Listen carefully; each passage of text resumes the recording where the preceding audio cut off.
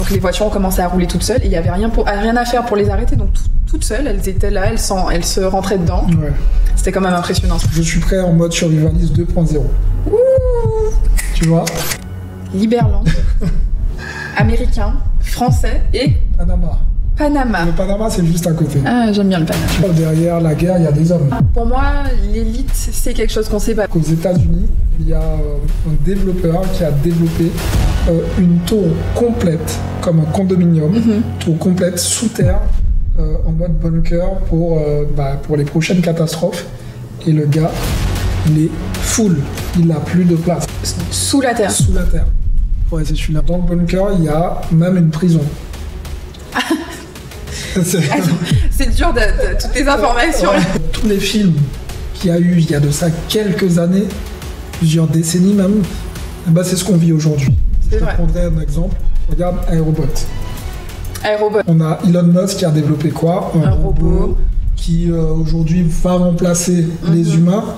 D'ailleurs, on dit même pas robot, on dit humanoïde. J'avais un ami qui était là. Il voit un petit truc passer, il me dit, c'est quoi ça? D'ailleurs, je suis irrésident liberlandais. Oh, Xavier, il n'y a que toi. Il n'y a que toi qui veux faire ça. Ouais, il y a... Non, c'est vrai, je suis... Mais tu peux même pas le dire sérieusement.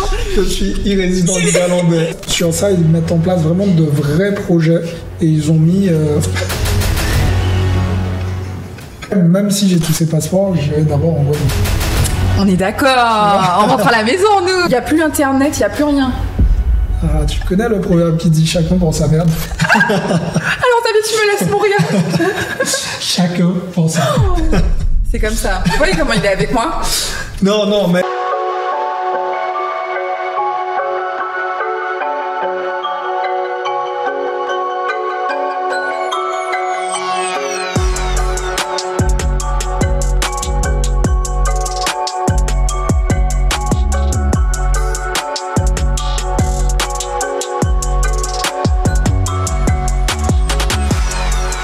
Salut et bienvenue dans ce nouveau podcast, le Money Live Show.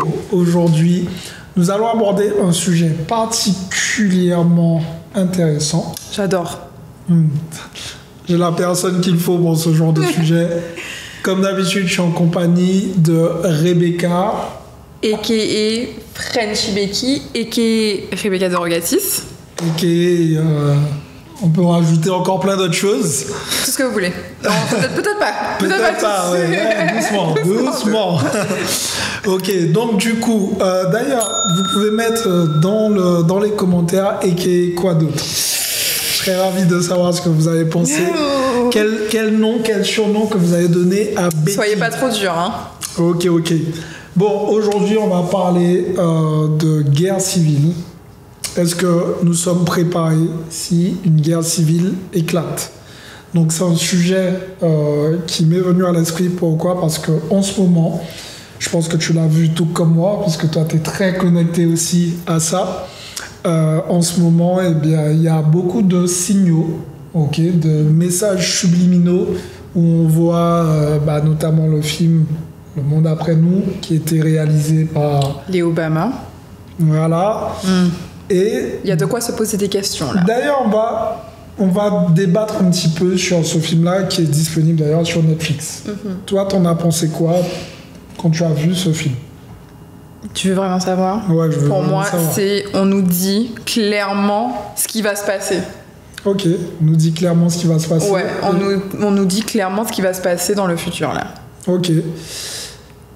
J'avoue que quand moi j'ai vu ce film-là, alors évidemment, qu'est-ce qui m'a poussé à voir ce film? J'ai vu quelques posts sur les réseaux de personnes qui parlaient de ça et qui disaient, qui ont décrypté un peu chaque message qu'il y avait dans le film. Bon, il y avait des experts qui sont partis jusqu'à décrypter le message sur les t-shirts. Ah ouais, eux ils sont chauds. Le message sur le t-shirt du gars, obéir pour obéir. Enfin, il y avait pas mal de messages subliminaux un peu partout. En vrai, Xavier. Dis-moi. Est-ce qu'ils vont trop loin? Parce qu'il y a des fois, on te disait pour les clips et tout, non? Peut-être pas. Je sais pas, moi... Restons concentrés. Ok, on reste concentrés, focus. Non, alors, Je ne sais pas si le message à travers ce film, chaque détail compte, je ne sais pas. Mais clairement, il y a un message qui est fort, c'est est-ce qu'on est vraiment préparé en cas de guerre ou guerre civile tout simplement. Ou en cas, alors sans parler, alors encore une fois, j'avais fait une vidéo sur ça où je disais que si jamais il y a une guerre, une nouvelle guerre, donc au moment en tout cas on tourne ce podcast, il y a la guerre en Russie, entre la Russie et l'Ukraine, et il y a quelques pays, notamment la France, qui essaient de mettre leur grain de sel. Mais moi je me disais une chose, je me dis que s'il y a une guerre maintenant, ce sera plus la guerre comme à l'ancienne, on l'a connue, où il faudra prendre ton fusil, aller au front, et les femmes, tu vois, et les femmes qui sont en train de faire à manger, tu vois, ce sera pas comme ça. Ce sera pas comme ça. Je pense que ce sera une guerre qui sera dans l'air du temps, donc peut-être une guerre plus technologique, des shutdowns un peu comme ils ont montré dans le film. Hein. Parce que t'as bien vu les dégâts que ça a fait, juste une cyberattaque, tu t'en rends compte ? C'est un truc de fou. C'est un truc de fou. Premièrement, ça nous a montré quoi ? Qu'on est dépendant d'Internet. Et toute technologie. Toute technologie, ok. Puisque dans le film, on se rend bien compte que quand Internet ne fonctionne plus, le monde arrête de tourner.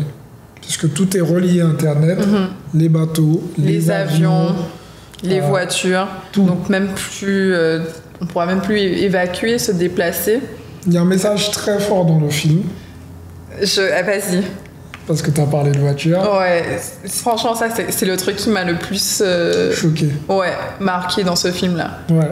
C'est les voitures. Je veux pas spoiler tout le film, mais pour décrire la scène des Tesla, c'était... alors, c'était près d'une concession de Tesla, justement. Ok. Et les voitures ont commencé à rouler toutes seules, puisque, du coup... c'est électrique. C'est électrique, et c'est complètement... c'est complètement électrique, effectivement. Ouais. Donc, les voitures ont commencé à rouler toutes seules, et il n'y avait rien à faire pour les arrêter. Donc, toutes seules, elles étaient là, elles se rentraient dedans. Ouais. C'était quand même impressionnant, cette partie-là. C'était impressionnant, et il y a déjà eu des petites histoires avec... les Tesla en tout cas, où des gens qui conduisaient disaient ouais mais en fait la voiture a pris le contrôle et après Tesla a démenti, mais il y a déjà des petites histoires un petit peu comme ça, et quand on voit comment c'est simple de hacker des choses, de hacker des systèmes pour les hackers en tout cas quand ils décident de s'y mettre, on se dit sans même penser à une guerre civile ou à quoi que ce soit. C'est possible pour les voitures aussi, pour les voitures électroniques. Bien sûr, tu vois. Complètement. Donc déjà ça m'avait beaucoup marqué dans le film. Et est-ce qu'il y a un autre truc qui t'a marqué dans le film ?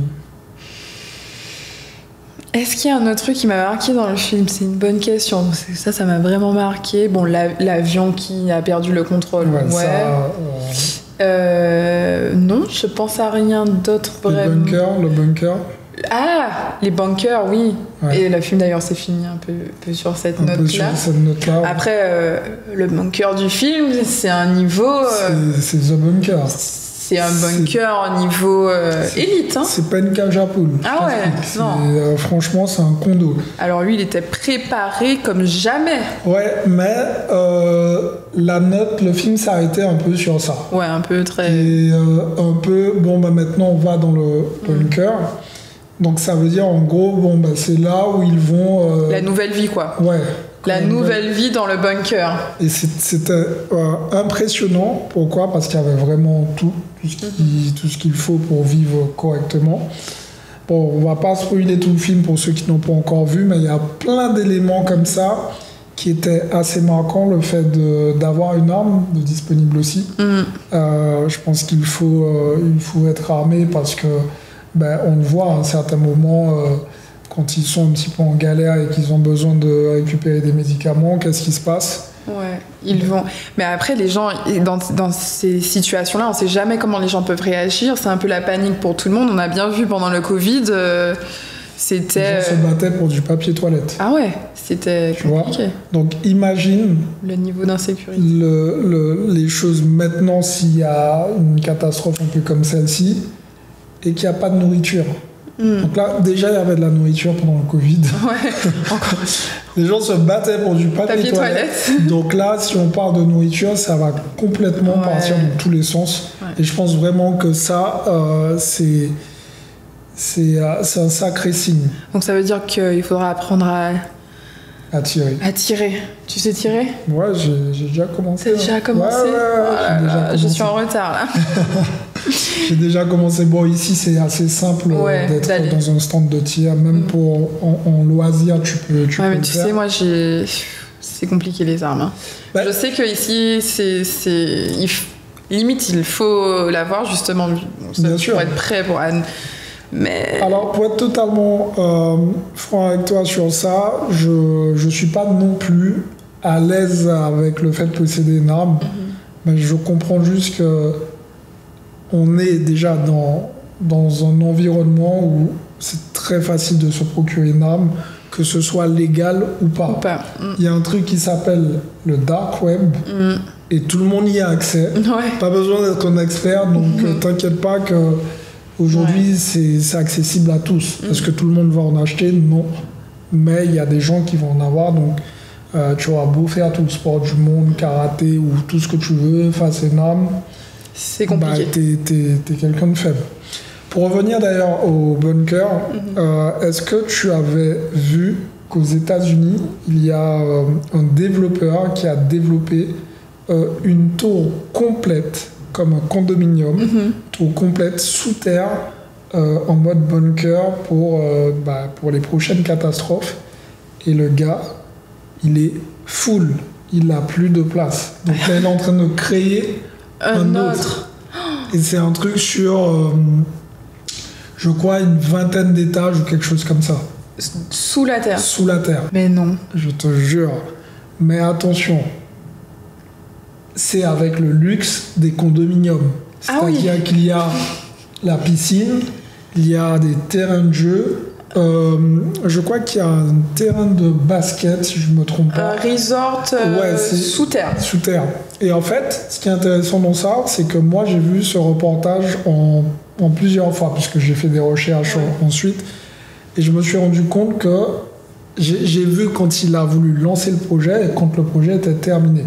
Donc pour la petite histoire, il faut savoir que si tu veux t'en procurer un, c'est plus la peine puisque c'est déjà... Il n'y en a plus. Il n'y a plus. Okay.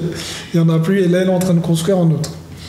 Et ce qui est intéressant en fait, c'est qu'il a fait appel à des psychologues pour faire la construction de ce bunker. Pour pas qu'on parte en couille trop rapidement. Donc exactement. Dans le bunker, il y a même une prison. C'est dur de toutes les informations. Non, il y a piscine, prison. Ouais, il y a même une petite prison. Ok. Parce qu'en fait, il est parti d'un constat simple. Si ils utilisent le nucléaire, une bombe nucléaire ou quoi que ce soit, ça veut dire que c'est pas, tu vas pas être dans le bunker pendant un mois. Tu vas être là pendant quelques mois, pour ne pas dire quelques années, pour être sûr que tout soit bien géré. Ouais. Donc, le fait d'avoir fait venir des psychologues, ils ont fait les psychologues un peu étudier chaque endroit, chaque pièce, pour que ceux qui se retrouvent en tant qu'habitants dans le bunker soient en mode, ils n'aient pas l'impression d'être enfermés ou de devenir claustrophobe ou quelque chose comme ça. Donc ça veut dire que même dans les chambres, ils ont mis des espèces d'écrans qui rappellent l'extérieur. Ok. Tu vois, qui rappellent l'extérieur. Ouais, ils vont vraiment penser à tout, quoi. Exactement. Et donc il y a un bar où tu peux boire de l'alcool et tout. Et justement, la prison, justement, elle était aussi faite pour ça, parce qu'ils se sont dit, tout le monde ne tient pas l'alcool. C'est ça. Ça peut partir peut-être en cacahuète.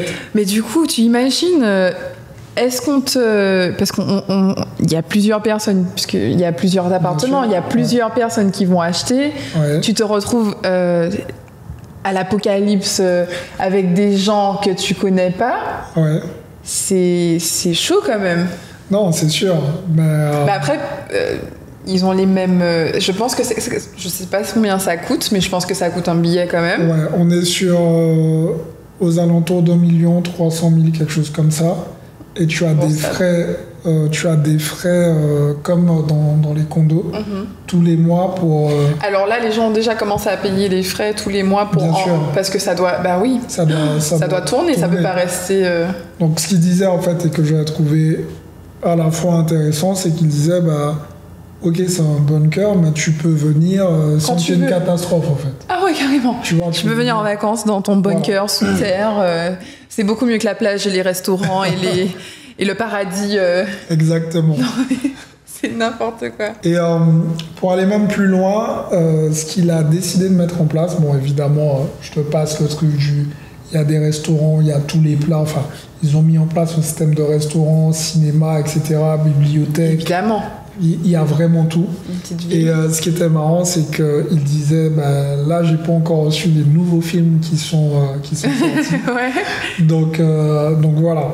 Et tout ça pour dire en fait que là, on parle de ça aux États-Unis. Et pour ceux qui regardent ce podcast ou qui écoutent ce podcast, la plupart vont se dire bon, les Américains, ils sont complètement fous. Ouais. Bon, je vous l'accorde. Mais en France, il y a des entreprises qui ont créé leur bunker, qui ont fait leur développement de bunker et ils sont en train d'exploser. Ça veut dire qu'ils se retrouvent en rupture de stock. Il y a une croissance énorme dans ce domaine et pas que. Donc là, je t'ai parlé du bunker ultra luxe. Ouais. Mais sur la France, ce que j'avais vu, c'est qu'ils proposaient des bunkers à des prix beaucoup plus intéressants. Entrée de gamme aux alentours de 20-30 000 euros, tu pouvais avoir quelque chose, peut-être même un petit peu moins cher, tout dépend de ton budget. Bon, alors évidemment, après, c'est à toi d'aménager, c'est à toi de faire tes stocks de bouffe, etc. Mais l'objectif, c'est de survivre en cas de nucléaire, en cas de civil war, enfin, tu vois, c'est ça l'objectif. Et je me suis dit, c'est qu'il y a des gens qui sont quand même un petit peu conscients que géopolitiquement, il y a un truc qui ne va pas. Ok. Alors, il y en a qui sont beaucoup plus conscients que tous. Et d'ailleurs, ça te fait pas réfléchir? Tu trouves pas qu'il y a un truc bizarre? Pour moi, l'élite, c'est quelque chose qu'on sait pas. Parce que les Mark Zuckerberg, désolée de la prononciation du nom, j'ai toujours du mal, mais les Mark, les Oprah, il me semble que Kim Kardashian, Rick Ross... Ouais, d'ailleurs, il a fait une vidéo sur ça, Rick Ross. Ouais. Il a fait une vidéo. En fait, je t'explique, dans mon fonctionnement, j'essaie toujours de suivre le mouvement des ultra riches. Mais c'est ça. Parce qu'ils savent quelque chose qu'on ne sait pas. Ils ont un coup d'avance, en fait. Ouais. Tu vois, les ultra riches, quand tu vois comment ils fonctionnent, en général, ils ne se trompent pas dans... Alors, je parle bien de placement et pas dans les dérives qu'on peut voir en ce moment. Mais ils ont une façon de fonctionner où tu te dis, ils ont un coup d'avance. Ouais, moi, c'est ce que je me dis. Et le simple fait que le fameux Mark se soit lancé dans un bunker comme celui-là, je me suis dit, connaissant Mark, et on sait très bien que c'est pas un mec qui est bling-bling, c'est vraiment l'un des milliardaires qui est pas... il est en mode t-shirt, tongs, c'est vraiment un mec cool. S'il se lance dans ça... c'est qu'il a une information qu'on n'a pas forcément. Ok. Je dis ça, je dis rien. Disons qu'il est fou. Ensuite, on a Oprah, qui elle aussi a son bunker. Disons qu'elle n'a pas la lumière à tous les étages. On a Kim Kardashian. Ok, ce sont des gens assez connectés. Et récemment, un gars qui était un peu à la ramasse qui vient, c'est Rick Ross, qui dit ouais les gars, moi je vous vois. Je vous vois là. Je vous vois. Je fais pareil. On va pas me laisser derrière. On va pas me laisser derrière. Ouais. Donc il explique que lui il va faire un bunker en mode 2.0. Ouais. Il y aura un hélipad ou je sais pas qu'est-ce qu'il y aura. Enfin, mais il y a des gens qui peuvent te dire que c'est juste que c'est la nouvelle trend, que maintenant tous les élites, parce qu'ils savent plus quoi faire de leur argent, ils ont yacht, ils ont bateau, ils ont jet privé, ils ont tout. Maintenant la nouvelle mode des élites, c'est les bunkers. Ok. Qu'est-ce que tu dis à ça? Moi je dis, Ils ont ressorti un nouveau film qui s'appelle Civil War, pour le coup. D'ailleurs, j'ai été voir ce film. Bon, j'étais un peu déçu. Ah, c'est vrai? Ouais, j'étais un peu déçu puisque... Tu m'en as pas parlé. Tu m'avais dit que tu allais le voir, mais Ouais, j'étais un peu déçu puisque si tu veux, on rentre dans le vif du sujet, on comprend pas vraiment ce qui se passe. Bon, oui, il y a une guerre civile. Comme d'habitude, il y a quelques personnes qui possèdent des armes et qui contrôlent finalement les villes. Les gens se tapent dessus pour manger, mais c'est vite fait. Donc, en fait, ce film-là ne reflète pas vraiment comment les choses pourraient tourner. Mais par contre, c'est un autre film qu'on vient rajouter à la liste des films qui sont un peu annonciateurs de mauvais présages. C'est un petit peu comme ça que je vois les choses. Et il y a plein d'autres films, hein. J'en ai cité 2, mais je les ai pas tous en tête. Certains d'entre vous avez peut-être des références. N'hésitez pas à nous dire ça dans les commentaires. Et je serais ravi d'aller regarder ces films-là. Mais quand tu regardes un petit peu, tous les films qu'il y a eu il y a de ça quelques années, plusieurs décennies même, bah c'est ce qu'on vit aujourd'hui. Je te prendrai un exemple. Regarde Aérobot. Aérobot, oui. Aérobot, on est pleinement dedans. On a Elon Musk qui a développé quoi? Un robot qui aujourd'hui va remplacer les humains. D'ailleurs, on dit même pas robot, on dit humanoïde. Tu vois, donc, tu vois, qui est censé remplacer les humains pour les tâches redondantes, qui est censé aussi prendre la place de la police dans les quartiers difficiles. Tu te rends compte, un robot qui n'a aucune émotion, policier, avec... Exactement. Donc, mais ça, on a vu ça dans les films. Donc, c'était des choses où on se disait, ah ouais, putain... T'imagines un robot qui... Et aujourd'hui, il y a... On imagine bien, du coup. Bah, on le vit. On le vit. Ouais. Puisque pour le coup, ils ont même sorti des robots chiens en Chine. Ouais, je les ai vus. Ouais, et il y a de plus en plus de personnes qui commencent à les utiliser, même aux États-Unis. Donc je pense que sur la France, ça va pas tarder à arriver. C'est devenu monnaie courante. D'ailleurs, à Miami, on s'est habitué, je sais pas. Ouais, mais je les remarque même pas. Ouais. J'avais un ami qui était là. Il voit un petit truc passer. Il me dit, c'est quoi ça? C'est un petit robot. C'est un petit robot pour livrer à manger. Qui est tout en rose. Et il livre à manger, il fait des trucs. Mais nous, ça nous choque même pas. On le voit pas. Plus, oui, c'est vrai. Mais on le voit passer. Limite, ça fait partie du décor, quoi. Exactement. Alors que pour d'autres personnes qui sont pas là quotidiennement, c'est quoi? Pourquoi ça roule tout seul? Ça va où? Ça roule tout seul, ça attend pour traverser. C'est un truc. Ça s'arrête au feu rouge. Ça s'arrête au feu rouge. Et ça avance avec des petits cœurs. Ouais. Donc je pense que celui-là fera partie des robots gentils. Ouais, là, lui, il sera gentil, c'est sûr. Qu'en est-il des robots méchants? C'est ça la vraie question, tu vois. Donc il y a tout ça qui me fait me dire qu'aujourd'hui, au-delà de se dire que on est dans une théorie entre guillemets complotiste, le temps et les faits nous ont montré que les choses se réalisent en fait. Les fameuses prédictions se réalisent, donc c'est un petit peu ma vision des choses. Mais même pour la pandémie, il me semble que j'avais regardé un documentaire sur Netflix avec des experts qui prédisaient une autre pandémie. Donc même pour ça a été un peu précis. Par rapport à la pandémie, c'est marrant que tu en parles.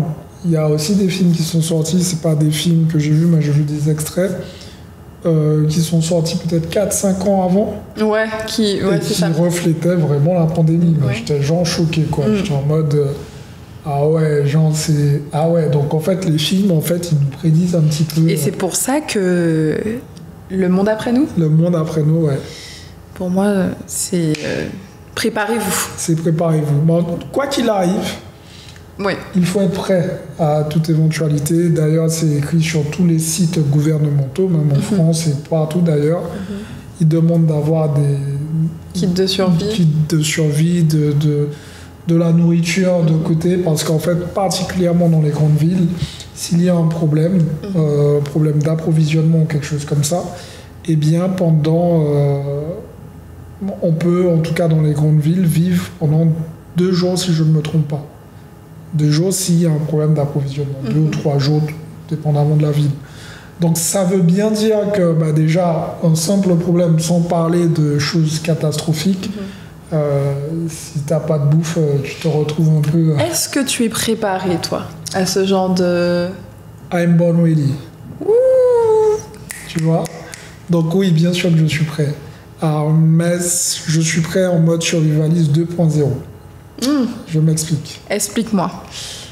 Il y a plusieurs façons de voir les choses. Aujourd'hui, il y a le survivalisme classique que la plupart des gens font, c'est-à-dire préparer le petit sac de survie, les kits, etc. Je pense que ça, oui, c'est bien d'en avoir parce que dans la vie de tous les jours même, ça sert, pas besoin tu vois, dans la vie de tous les jours, ça peut servir. Donc avoir un petit sac avec on va dire les éléments nécessaires en cas de pépin, ok, ça c'est la base. La deuxième partie qui est très importante finalement, c'est comment tu peux te déplacer si vraiment ça part en cacahuète et que tu dois switcher rapidement. Premièrement, ça va être tes passeports. Okay. Combien de passeports que tu as, où est-ce que tu peux aller rapidement, puisque évidemment si un pays est attaqué, tous les pays ne seront pas forcément attaqués en même temps, donc peut-être que tu pourras switcher d'un pays à un autre. Okay. Donc il faut avoir des contacts de jet privé, okay. Donc contacter déjà les gens en amont, chose déjà faite de mon côté. Mais là, je suis en train de travailler sur les autres passeports. Ça prend un petit peu plus de temps. Ouais. Ok. Et pour avoir plusieurs nationalités, tu vois. Donc j'ai des... Carrément, quand même. Non, mais attention. Le gars international, là. Non. J'ai beaucoup d'amis qui ont déjà fait ce process. Et c'est d'ailleurs, c'est eux qui me donnent aussi tous les plans pour les différents passeports. Et en fait, ils sont pas seuls. Et d'ailleurs, ça reprend quoi? Quand tu regardes les films d'action et tout, etc., quand ça part un peu en cacahuète et que les gars doivent se barrer, qu'est-ce qu'ils font?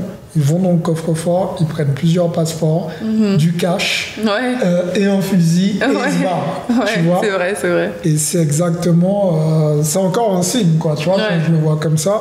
Puisque demain, si tu es uniquement français, par exemple, t'es que résident français pour le coup, tu vas essayer d'aller dans un autre pays, mais le pays dans lequel tu vas aller, ils vont dire nous on veut pas voir les Français. Non. Du coup tu retournes en France, t'es bloqué et ainsi de suite. Donc c'est pour ça qu'il faut avoir plusieurs options. Ouais. Surtout moi aux États-Unis. Je pense qu'on est les premiers à tomber. S'il y a un truc qui se passe, on est les premiers à tomber. Donc c'est sûr qu'il faudrait avoir une autre solution parce que rester ici. Ouais, ça peut vite. Ça peut vite être compliqué pour nous. Tu vois. Donc, mais bon, c'est vraiment un sujet, en tout cas, tout ce qui est différentes nationalités, passeports, un sujet qui me passionne, puisque c'est, tu vois, le simple fait de te dire, ok, je peux avoir cette nationalité, ça te donne différentes options et tu peux aller dans différents pays, peut-être sans visa, ça dépend encore du passeport que tu as. Ouais.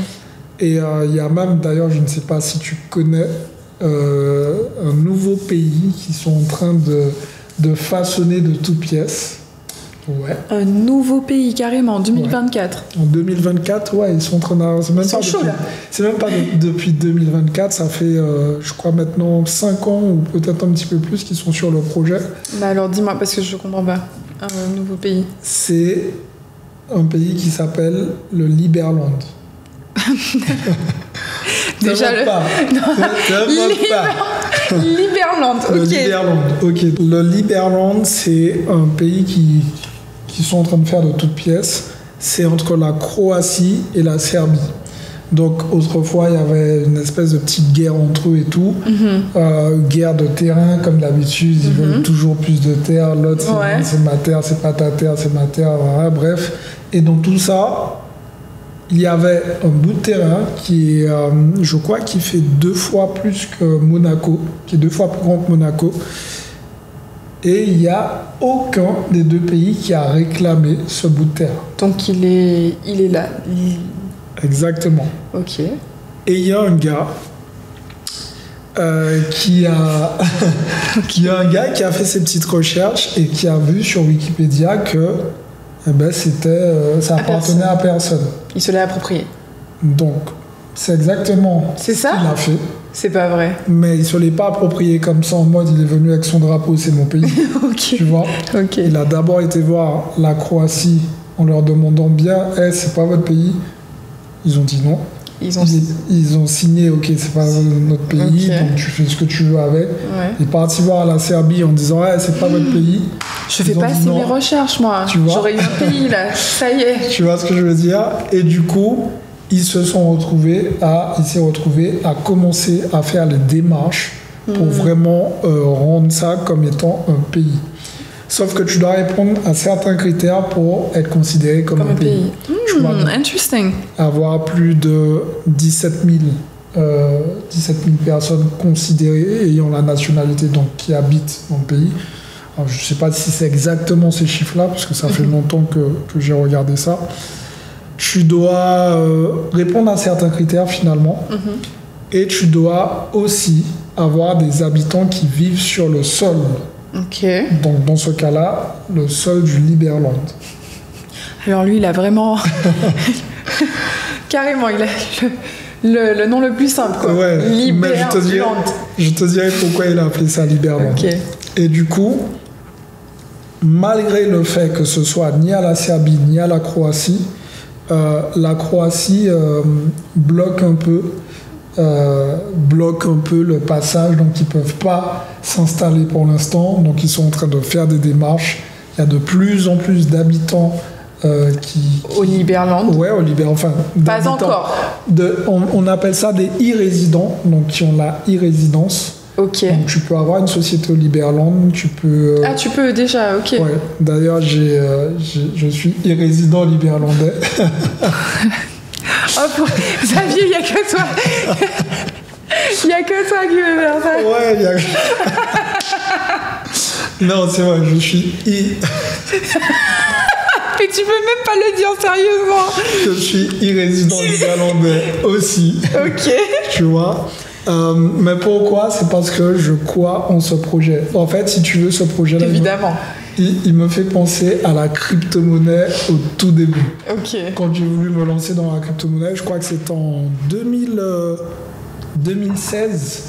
Je regardais un petit peu la crypto, mais quand je parlais de ça autour de moi, tout le monde me disait quoi, tu vas payer quoi? Ouais, avec ton truc. Avec plein de chiffres derrière. Ouais. Maintenant, si t'as pas de crypto-monnaie, what are you doing? Tu vois ce que je veux dire? Et pourquoi en fait je suis devenu e-résident? Premièrement parce que ce projet je le trouve vraiment très intéressant, très inspirant. Deuxièmement parce qu'ils ont pour but de faire aussi bien que Monaco, pour ne pas dire mieux. Sur ça, ils mettent en place vraiment de vrais projets et ils ont mis...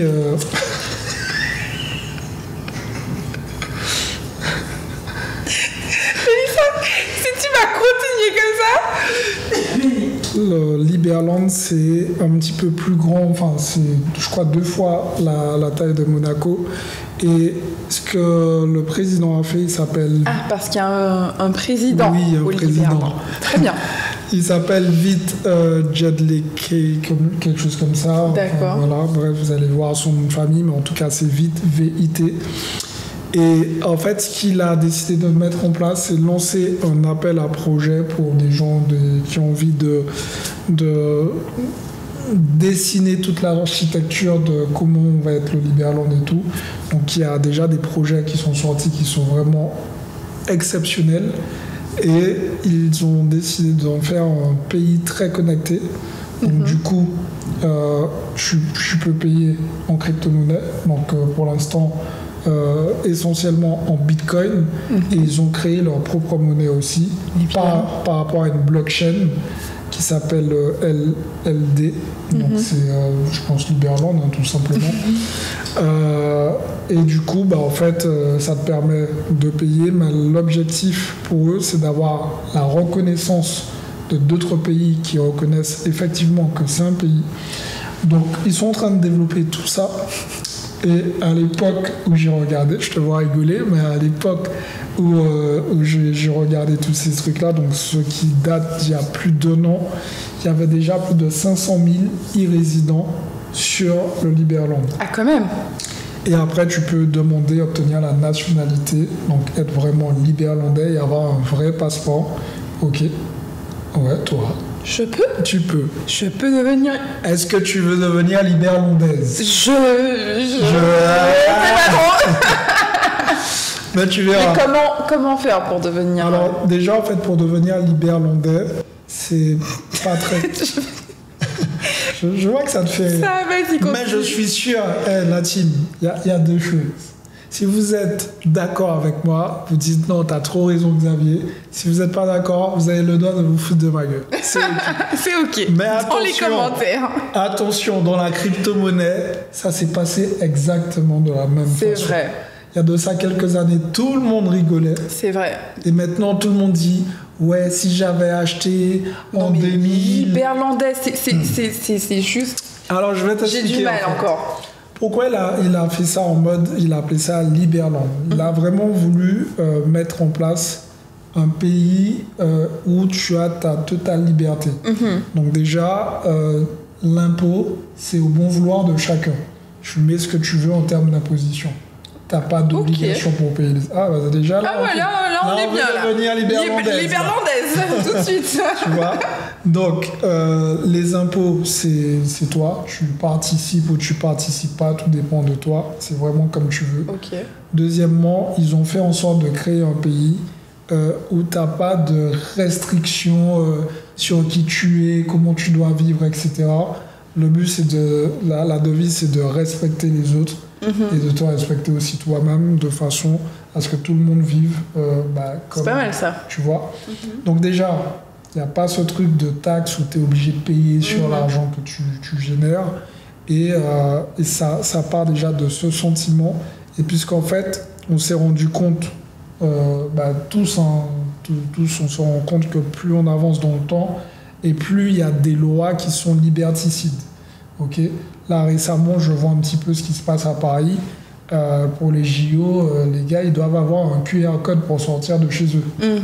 Tu vois. Par exemple, au Liberland, tu sors de chez toi comme tu veux. Comme tu veux. Tu vois. Donc, non, mais plus sérieusement, c'est un petit peu ça l'objectif. C'est parce que dans chaque pays, il y a des lois qui sont liberticides et ça crée... Alors, comment je deviens liberlandaise? Ok. Là, aujourd'hui, tu as la possibilité d'être liberlandaise en allant directement sur le site. D'ailleurs, pour ceux et celles que ça intéresse, je vous mettrai tout dans la description. Tu rentres tes informations, ils vont te poser des questions, etc. Une fois que tu as répondu à ces questions, eh bien, pour recevoir ta carte de e-résident, tu vas payer l'équivalent de $150, donc c'est pas cher du tout. Vraiment. Ok. Et après, tu es e-résident. Donc tu peux domicilier ta société au Liberland et payer tes impôts si tu veux payer des impôts. Tu veux. En fonction de toi. Alors, c'est déjà. Tu vois. C'est déjà. Mais en vrai, je suis sûr que tu vas payer des impôts. Tu sais pourquoi? Parce que tu n'auras pas ce sentiment d'être braqué. Donc tu vas dire, tu veux que ça perdure, tu veux que ça continue. Donc tu vas lâcher un petit billet. Et c'est tout bénéf pour toi. Tu veux que ça continue. Donc tu vas lâcher ce que tu peux mettre. Et puis si tu peux pas mettre ce mois-ci ou le mois d'après ou l'année d'après, tu mets pas. Mais c'est vraiment différent d'avoir le sentiment de participer au développement d'un pays. C'est clair, je vois ce que tu veux dire. Ouais, c'est bien ça. Et je vais peut-être bientôt là. Bientôt, je serai e-liberlandaise, c'est ça? Ouais, déjà e-liberlandaise. Okay. Voilà. Par contre, maintenant, si tu veux avoir le passeport, c'est pour l'instant l'un des passeports le moins cher. Tu en auras pour $5 000. Tu vois. Ah ouais. C'est le passeport le moins cher. En général, quand tu veux un passeport, tu dois lâcher minimum 100 000, 150 000 $ pour avoir un passeport par le biais d'un investissement, quelque chose comme ça. Tu vois. Donc, maintenant que j'ai fait la pub du Liberland... Ça y est, hein, j'achète. Ah, c'est bon, je t'ai convaincu. Tu m'as convaincu. Tu m'as converti. Tu sais ce qui va te faire encore plus kiffer, c'est quand tu vas regarder le gars qui s'est lancé sur le projet et toute la clique qu'il y a derrière. Tu vas te dire, ah ouais, c'est intéressant. On a même un président là. Là, j'ai parlé du Liberland, donc c'est un projet qui sera un petit peu plus sur le long terme, je pense. Mais pourquoi c'est important d'avoir différents passeports? Les différents événements qu'on a eus récemment nous ont bien montré que quand tu es dans un pays contrôlé par des personnes qui mettent en avant plus leur ego que leur bon sens, tu peux facilement te retrouver en danger. On a vu pendant la pandémie, il y a des gens qui n'ont pas connu le confinement. Pourquoi? Parce qu'ils avaient d'autres passeports, ils se sont mis dans des pays où il n'y a pas de confinement. La preuve, à Miami, le confinement, il n'existait quasiment pas. Non, on n'a pas vraiment ressenti ça. On n'a pas du tout vécu d'ailleurs le Covid. Tu vois. Donc, quand tu as les moyens et que tu es préparé, tu peux esquiver ces lois qui sont votées, ces lois liberticides, pour te retrouver, j'ai envie de dire, en pleine liberté. Et pas te retrouver confiné en prison chez toi à devoir montrer un QR code pour sortir. Ouais. Tu vois, c'est vraiment ridicule et ils sont en train de remettre ça en place, un système qui se rapproche beaucoup de ce que la Chine fait. Et j'ai l'impression qu'on tend un petit peu vers ça. Tu vois. Mais ça me fait penser à même ce qui se passe en France, là, avec Macron et la guerre en Ukraine. Ouais, c'est vrai. Donc ça montre bien que on n'est pas vraiment en contrôle. Ouais, on n'est pas vraiment en contrôle. Derrière la guerre, il y a des hommes. Et tu vois, on a beau dire tout ce qu'on veut, mais quand tu sens que tu n'as pas le contrôle, quand tu vois un peu comment les choses se sont passées et se passent encore aujourd'hui, malgré toi, tu peux te retrouver être un dommage collatéral. Donc c'est pour ça que c'est bien d'avoir plusieurs options. Et encore une fois, comme je le dis, hein, c'est comme ça que les ultra-riches fonctionnent. Et les riches aussi, tu vois. Faut pas réinventer la roue. Ceux qui ont du succès, ils font quelque chose différemment de la masse. Tu vois, ceux qui ont du succès, ils sont pas en train de se dire ah, ce sont des conspirations, c'est ah, maintenant le gouvernement il est gentil et pourquoi il fera ça. Non, la question c'est pas de savoir pourquoi ils le feront ou pourquoi ils le font, c'est plutôt de se dire et s'ils le font, est-ce que je suis prêt? S'ils le font pas, tant mieux, parce que personne, on n'est jamais assez préparé à ce genre de conneries entre guillemets, tu vois. Mais si ça arrive et que tu es un minimum préparé, bah, tu as plus de chances que celui qui se dit « Ah, mais non, ce sont des conspirations, c'est bon, voilà quoi. » Mais il n'y a rien qu'à regarder la situation en Haïti, la guerre civile qui se passe, clairement. C'est un très bon exemple. Ouais, tu vois, ça part en cacahuète, alors Haïti, effectivement, c'est peut-être un cas extrême, parce que c'était déjà un pays fragilisé, mais là, il n'y a plus personne au contrôle. Il n'y a personne qui est préparé à ça en Haïti. Clairement pas. Et ça me fait penser, tu sais, tu disais que d'être prêt, il y a une élite quand même en Haïti. Bien sûr. Même les personnes de l'élite, il y en a qui sont quand même coincées dans cette situation-là. Bah, tu vois, je ne savais même pas. Ils ne peuvent pas partir du pays. Après, je pense qu'ils sont préparés, ils sont chez eux, ils ont de la sécurité, il y a des choses sur place. Mais ils ne peuvent pas quitter le pays. Ça, c'est chaud. Même quand tu as un jet privé, tu vas nulle part. Ça, c'est chaud. C'est chaud. Tu vois, c'est pour ça que dans tous les cas, il faut que tu sois prêt. Ok, si tu as un jet privé, que tu peux partir à temps, bah tant mieux. Ouais, il faudrait partir à temps. Voilà. Mais après, c'est le même problème. Si tu n'as pas d'option de visa, parce qu'on te renvoie, enfin, tu peux pas rester dans le pays. Exactement. Si tu restes dans le pays, tu es dans l'illégalité. Et du coup, bah, tu te retrouves dans la même problématique. Alors, dans leur cas, peut-être qu'il y a un statut spécial, réfugié politique, quelque chose comme ça. Il y a des réfugiés politiques, mais il faut encore avoir un truc diplomatique. Exactement. C'est pas tout le monde qui a accès à ça. Ouais, donc c'est pour ça que, encore une fois, le truc des passeports, c'est intéressant, tu vois. Un des passeports que je vais pas tarder à les récupérer, c'est celui du Panama. Donc, Liberland. Américain, français et Panama.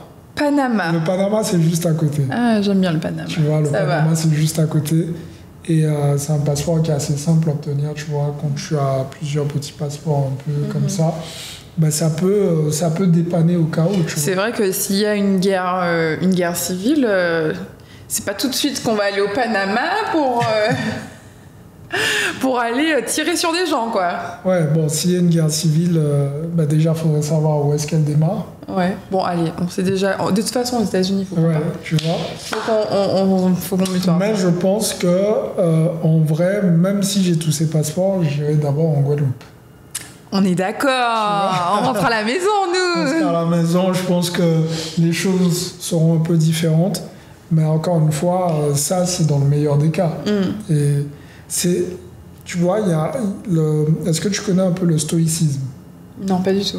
Le stoïcisme, en fait, bah, je t'invite à regarder des vidéos vraiment sur YouTube. Il y a plein de vidéos sur le stoïcisme qui t'expliquent un petit peu comment prendre contrôle de toi, de tes pensées, d'être cette nouvelle version de toi-même pour ne pas agir uniquement avec tes émotions et te retrouver parfois dans des situations un peu compliquées. Tu vois. Et en fait, les rois avant, ils pratiquaient beaucoup le stoïcisme. Et tu sais, avant, il y avait des guerres qui duraient 30 ans. T'imagines le gars qui a fait la guerre des 30 ans là, il fallait bien qu'il ait un mental d'acier. Et tu vois, donc, et je pense que ça, c'est important. Déjà de faire ce travail, avoir un contrôle vraiment de soi, de sa personne, être préparé à toute éventualité. Et ces fameux gars qui faisaient la guerre de 30 ans, pour revenir sur eux, qu'est-ce qui se passait? Les gars, ils devaient tout le temps être préparés au pire. Ils étaient préparés au pire parce qu'ils se disaient, ok, si jamais l'ennemi attaque de ce côté, bon, c'est improbable qu'il attaque par là, mais s'il attaque par là, qu'est-ce que je dois mettre en place? Donc, qu'est-ce qu'il allait mettre en place? Il allait développer ou mettre en place une armée au cas où il se ferait attaquer de cette partie du château. D'un autre côté, il se dit, imagine qu'il attaquait de ce côté-là, mais encore un truc complètement improbable. Et il se préparait à ça. Et tu sais quoi? Eh bien, parfois, il se faisait attaquer à un endroit qui était improbable, mais comme il était préparé à ça, eh bien voilà, il enchaînait. Donc, ce sont des éléments, en fait, il faut être préparé au pire, en espérant que le pire n'arrive pas, éventuellement. Et après, tu continues ta vie tranquillement, quoi. Mais d'ailleurs, pour rebondir sur ça, il faut être prêt à toute éventualité. L'aspect financier, on n'en parle pas. Parce que s'il y a quelque chose qui se passe, les banques, on ne peut pas aller retirer de l'argent. C'est pas faux, c'est pas faux. Donc il faut des liquidités. Exactement. Et c'est marrant que tu me parles de ça, puisque en fait dans le film Civil War que j'ai vu, il y a une scène, à un certain moment, il y a une dame qui veut faire de l'essence dans sa voiture. Et elle s'arrête, bon, évidemment, la station elle est prise en otage par deux gars qui ont des fusils, tu vois, le truc qui choque personne. Et elle dit, bon, je suis venu mettre de l'essence. Et le gars dit, ouais, et tu donnes quoi? Elle dit, je donne $300. Et le gars rigole, il fait, elle a dit, elle me donne $300, tu vois. Ouais, ça... Et genre, il dit, $300, aujourd'hui, tu t'achètes juste un sandwich avec. C'était une façon de montrer que la monnaie n'a plus de valeur. En fait. Donc, la monnaie s'est dévaluée. Et elle a dit, non, $300 canadiens. Et là, tout de suite, il a ravalé son petit sourire mesquin et elle a pu faire de l'essence. Donc, ça, c'est un truc que je disais déjà dans mes différents lives. Je dis qu'il faut avoir plusieurs devises, donc déjà un compte en multi-devises. C'est ce que je préconise. Donc, il n'y a pas besoin de partir dans tous les sens. Il y a des cartes bleues très simples à obtenir, comme Revolut, où on peut avoir accès à différentes devises. Donc, vous sélectionnez les devises les plus stables.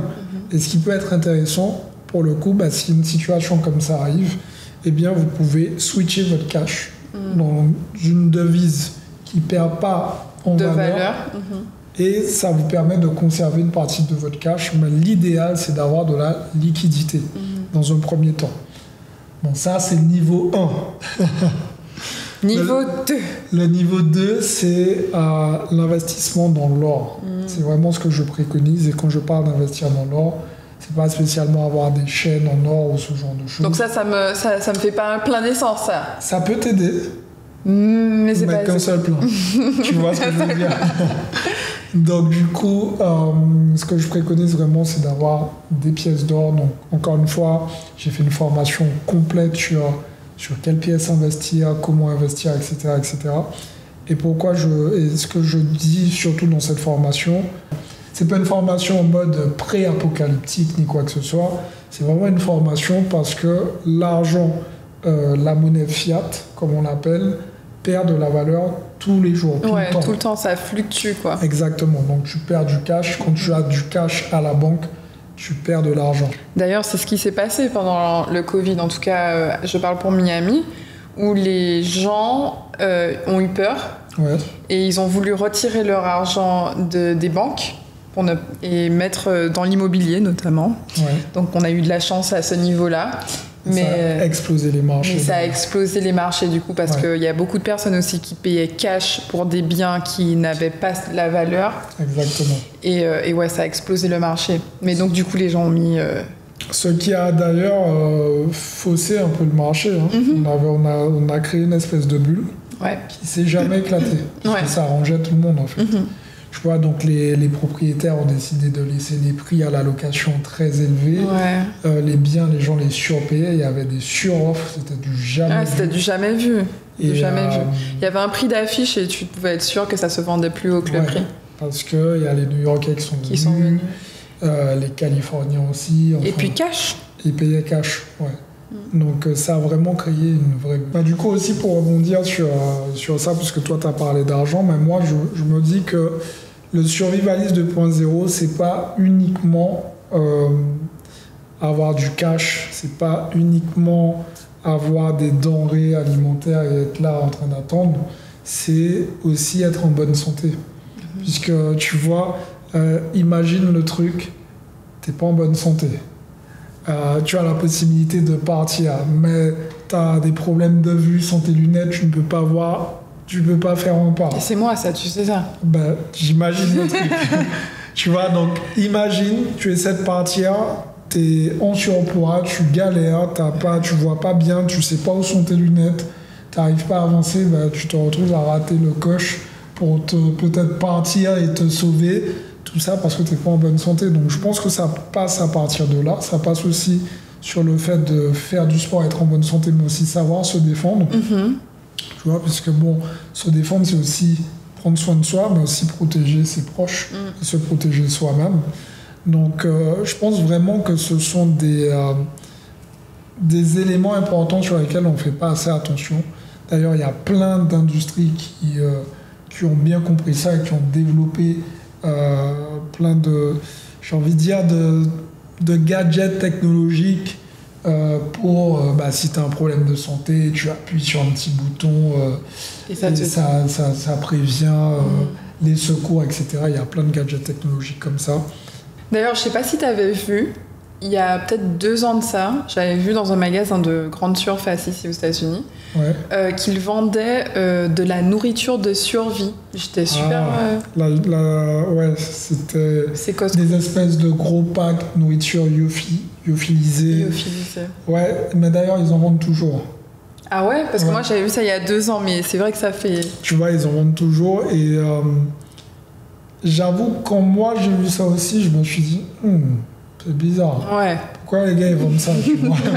Est-ce que c'est tellement agréable de manger de la nourriture lyophilisée que tu peux manger jusqu'en 2090? Tu vois, non. Je pense que voilà. Après, il y a un marché à prendre dans tout, et je pense qu'il y a l'aspect aussi commercial. Mais c'est vrai que si les gars ont investi sur ce genre de stock, c'est à toi de savoir ce que tu veux faire ou pas. On se sait. Voilà. On se sait. Mais on parle de nourriture. Ok. Mais les gestes de premier secours, est-ce que tu les connais? Si je tombe là, est-ce que tu sauras me... Bah, tu sais, le gros avantage que j'ai aujourd'hui, c'est que j'ai accès à mon téléphone. Donc je vais Non, là, on est en guerre civile. Là. On est en guerre civile. Il n'y a plus Internet, il n'y a plus rien. Ah, tu connais le proverbe qui dit chacun pour sa merde. Alors, David, tu me laisses mourir. Chacun pour sa merde. C'est comme ça. Vous voyez comment il est avec moi? Non, mais par contre, tu as soulevé un vrai point et je pense même que je devrais faire un stage. Alors, ouais, peut-être que je connais quelques petits gestes, mais pas. Je pense vraiment là, que je suis mort pour le mot. Okay. Ouais, je pense qu'il y a moyen que tu convulses bien comme il faut. Okay.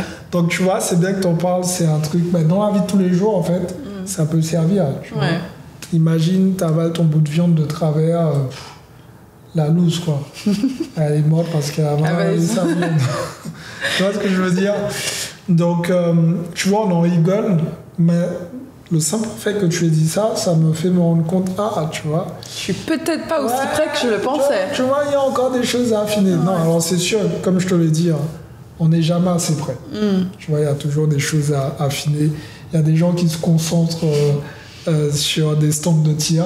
Ouais. J'en connais plein.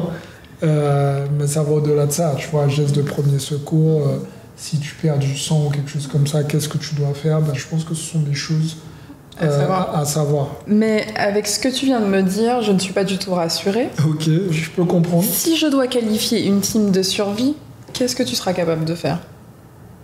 Pour être dans ta team de survie? Pour être dans ma team de survie. Et attention. Ça dépend. Déjà, qu'est-ce que tu as à proposer dans ta team de survie? Un bunker. Tu prends les gens par les sentiments. Qu'est-ce que je sais faire? Déjà, je sais faire à manger. Ok, ça c'est bien ça. Ça j'aime bien ça. C'est important. Ça c'est important. Je sais faire à manger. Mais bon, si on a de la nourriture lyophilisée. Si on a de la nourriture lyophilisée, il faut que c'est du goût. Parce qu'on survit. Chose qu'on ne dit pas, mais ce qui te permet de tenir, c'est de manger des aliments qui ont un minimum de goût. Voilà. Déjà là, tu vois, c'est un argument solide. Ok, j'aime bien. Donc c'est faire à manger. Deuxième chose, qu'est-ce que je sais faire d'autre? Moi, je suis capable d'allumer un feu. Xavier? Non, par contre, c'est vrai. T'as fait du camping? J'ai pas fait du camping, mais quand j'allais à la plage, on devait faire des petites grillades. Tu sais, des fois, tu oubliais les allumettes, il fallait allumer le feu, tu vois. Ok, Xavier. Ou tu partais avec une boîte d'allumettes et t'avais oublié. Non, moi, c'est pas le feu comme ça. Non, mais arrête, s'il te plaît. On n'est pas en mode homme préhistorique. Ok. Ça va faire du feu. Après, il y a des petits outils. Il y a des petits outils qui te permettent de faire du feu. Il y a savoir allumer le feu, mais il y a savoir conserver le feu. Et ça, j'ai vu ça dans Koh-Lanta. Comme quoi, tu vois, la télé-réalité, ça sert à quelque chose. Ça sert à quelque chose, tu vois. Bon, c'est bon. Je dois prendre ma team. Mais du coup, maintenant, toi, tu sais faire quoi? Parce que là, moi, je crée aussi ma team. Qu'est-ce que je sais faire? Qu'est-ce que je sais faire à manger? Ok, c'est bon, je vais faire à manger, il n'y a pas de problème. Tu es déjà là pour ça. Je suis déjà le chef. Ok, mais c'est moi qui te recrute là, cette fois-ci, n'oublie pas. C'est pas toi qui me recrute. Qu'est-ce que tu sais faire? Je sais faire rigoler tout le monde. Je vais mettre la bonne ambiance dans le bunker. Ah d'accord. Bon, ça peut aider. Je sais nager. Ah, tu sais nager. Je peux vous aider s'il faut traverser un fleuve, s'il faut traverser l'océan. Je suis là. Je vous mets sur un petit bateau. Moi aussi, je sais nager, donc. Non, Xavier. Non, on va pas revenir sur ça. Non, Xavier. Je suis pas un nageur professionnel, je te raconte, mais je sais nager. Non. Ok. Xavier, tu vas traverser avec un kayak pendant que tu vas nous faire traverser l'océan. Alors, on n'ira pas traverser l'océan. Voilà, moi je peux faire ça. D'accord, est-ce que tu sais pêcher? Parce que c'est bien beau de ça. Ah oui, je sais pêcher. Ah bon? Ah bah oui. Figure-toi, j'ai des cousins pêcheurs professionnels. D'accord. D'ailleurs, si tu regardes ça, la famille. Ils sont pêcheurs professionnels, mais ça ne veut pas dire que tu sais pêcher. Ils m'ont appris. Tu pêches quoi? À la ligne ou à la harpon? Je pêche comme ça, là. C'est à la ligne. Ah d'accord, si c'est comme ça que tu pêches. Comme ça, c'est à la ligne. C'est à la ligne. Bon, je vais t'apprendre à pêcher pour le coup. On pourra manger le poisson, tu vas le cuisiner, et c'est moi qui vais le pêcher. Là, le seul truc que je vois que tu fais plutôt bien, c'est faire rigoler. Et c'est important. C'est important. Allez, tu seras dans ma team. Voilà. Bon, maintenant, j'ai une question pour toi. J'aime pas tes questions trop. Non, t'inquiète, c'est une très bonne question. Ok. Et d'ailleurs, c'est pour tous ceux qui nous écoutent et qui nous regardent. Si vous devez partir en urgence en mode survie, vous avez le droit d'apporter avec vous une personne. Alors, quand je dis une personne, c'est évidemment votre famille, mais plus une personne. Moi, j'ai déjà ma réponse là. Ça y est. Attends. Et 5 éléments dans le sac de survie. Oh Seigneur. Qu'est-ce que tu prends? Et qui tu prends? Déjà, je prends Xavier. Parce que Xavier, je sais, pour le connaître, behind the scene, je sais qu'il a son truc de survie prêt. À part le fait qu'il va me laisser mourir si j'étouffe avec un morceau de steak. Ouais. À part ça, on va travailler sur ça. Ok, d'accord. Je prends Xavier. Ensuite, dans le sac de survie. Dans le sac de survie, par exemple. Il y a 5 éléments que tu dois prendre. Pas un plus. Qu'est-ce qu'il faut dans un sac de survie? À toi de me dire. Ah, un talkie-walkie. Enfin, un truc... tu sais, les téléphones... Talkie-walkie. Téléphone satellite. Ouais, un truc... Téléphone satellite ou talkie-walkie? Qu'est-ce que tu prends? Téléphone satellite. Ok. C'est bon? Ouais, c'est bon. On est good? On est good. Okay, ensuite, quoi d'autre? Ça fait un couteau, non? Ok. Tu sais, un couteau. Ouais, on sait jamais. Couper des cordes. Ah, d'accord. Ensuite, ça fait 2. Quoi d'autre? Une corde, c'est nécessaire, non? Non. Je sais pas. Je suis pas avec toi là pour l'instant. Ok, bon, je vais dire une corde. Hein. Je sais pas qu'est-ce qu'on va faire avec. Ça fait 3. Quoi d'autre? Donc c'est dans un sac, hein. Donc c'est des trucs qui rentrent dans un sac. Ça rentre dans un sac. La nourriture... Quelque chose pour faire chauffer la nourriture, tiens. Ça existe, portable. Ok. On peut mettre dans un sac, ça non? Ça fait 4. Alors bon, en tout cas, c'était vraiment drôle d'échanger avec toi. Je sais pertinemment que tu ne seras pas dans mon équipe. Xavier. Non, mais t'inquiète, ça va bien se passer. Je vais t'apprendre à gérer tout ça. Et quand tu seras prête, peut-être que j'ai une chance. Que tu aies une chance d'intégrer mon équipe. Ok, ça marche. Mais bon, pour clôturer sur ce podcast, je pense sincèrement que ça met la lumière sur une chose. On est dans un monde où on est complètement dépendant de la technologie. Ok. Et on se rend compte que les éléments de base, par exemple comme les gestes de premier secours, comment faire un feu, ou des choses tellement simples et basiques de la vie au quotidien, qu'on est vraiment loin de ça et que si on se retrouve dans une situation un peu comme ça, je crois qu'on ne survit pas 48 heures, tu vois ce que je veux dire? Donc vraiment ça met l'accent sur ça et je pense que c'est pour cette raison que il faut être aware, comme dirait Jean-Claude Van Damme, autour de ça. Et d'ailleurs il y a plein de stages de survie qui se font, je sais, en France, je sais aussi aux États-Unis il y a des stages de survie, mais clairement j'ai pas envie de faire d'expérience ni dans le froid ni dans la forêt là pour l'instant. J'ai pas mérité ça. C'est ce que je veux dire. Ouais. Donc on va pas se mettre dans cette situation. En tout cas, merci à toi. Merci. Becky, une fois de plus, d'être venue sur ce podcast. Dites-moi, n'oubliez pas dans les commentaires. Ne me clashez pas trop, hein. Non, mais dites-moi quelle note que vous lui donnez en tant que survivaliste. Là, à mon avis, c'est pas ça. Pas encore. Encore. Mais ça viendra. En tout cas, merci à vous d'avoir regardé ce podcast. On a abordé énormément de sujets. Je sais que certains d'entre vous, quand vous allez entendre parler du Liberland, vous allez être explosés de rire et d'autres seront éventuellement intéressés. Je vous mets toutes les infos, que ce soit la formation sur l'or, que ce soit pour devenir résident liberlandais et plein d'autres choses dans la description. Je vous laisse checker tout ça. Encore une fois, si vous avez apprécié ce Money Life Show, pensez à vous abonner, à liker, laisser un commentaire et partager à quelqu'un qui mérite de voir cette vidéo. À très vite. Ciao.